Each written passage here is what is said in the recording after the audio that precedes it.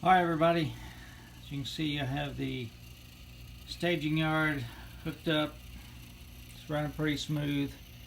I have 2 tracks and I will easily be able to have a train of, I don't know, I haven't tried it yet, but I would say I'd be shocked if I can't get 12 or 15 cars in here. Of course it's going to serve as both the staging yard for Chillicothe and Oak Hill. So let me stop this. Just have to take my word for it on the other one. Back up a little bit. So I've been straightening up a little bit. I've got all my train books up the top. Decided to put one of my Garden Railroad engines up there. Of course I've got all my magazines down here out of the way. Put a few railroad pictures around. I am thinking about putting this bridge down there. It was at this end of Chillicothe, but I may put it at that end. Just put a little 1x3 there, scenic a little bit, and sort of disguise the track going into the staging yard. I do want to talk about these 2 pictures up the top. So my daughter gave me these a couple years ago. This is the El Park Hotel. This is in Torrance, Kentucky. Long, long gone. I think it burned down maybe in the 1920s. And this is on the Lexington and Eastern. Man, I can't get that glare off of it. Maybe there I can. Okay. Lexington and Eastern Railroad. You can see the hotel on the right, the depot on the left.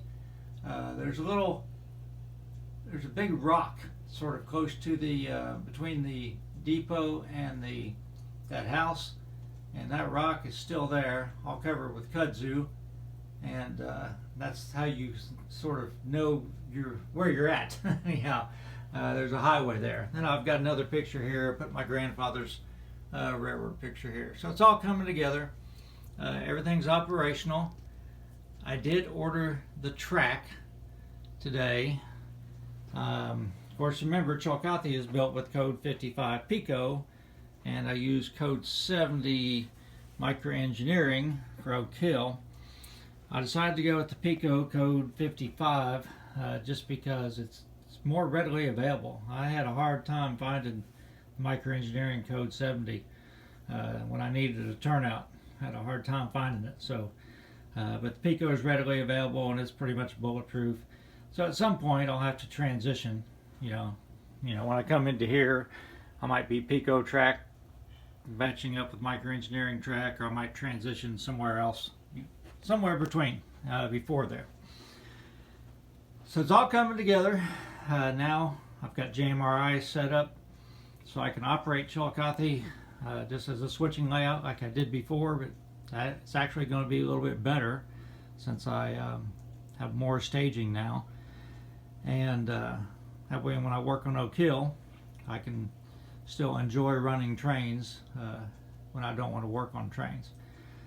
So that's really about it. I'm going to show you a short video of the room where this layout was last week, which is hard to believe. Show you what my wife has done to it already. Then I'll come back and wrap it up. This is where the railroad was. Hard to believe it was only about a week ago. So it's she's pretty much moved in to the space already, and it's again, it's a win-win for both of us. Okay, that's a little optimistic. Here I've got 6 50-foot boxcars that I just pulled out of my storage. I had to set up a train on JMRI.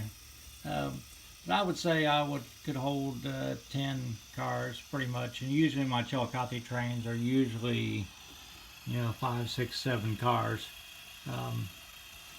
The outside track is obviously longer than the inside track, so I'll use the outside track primarily for staging the Oak Hill trains. And remember, they're going to have a lot of short cement hoppers too, a lot of 34-foot cars in those trains. So that's about it for now. I have to pay attention to the train because there's a big drop-off at the end down here that I don't have plug yet. So hope everybody enjoys the Super Bowl, has a good week, and I'll let you know what I'll be working on next. Take care, everybody. Stay safe.